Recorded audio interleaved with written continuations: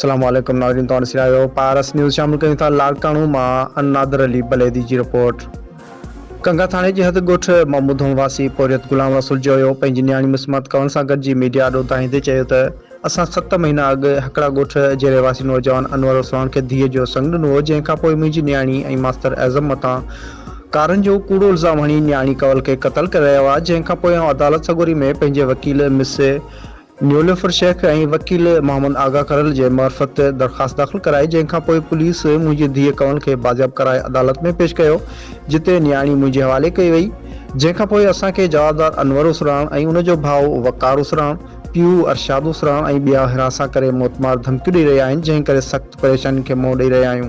अॼु 8 हाज़िरी ते अदालत में लिखी पिया आहियूं, असांखे जानी नुक़सान जो ख़तरो आहे।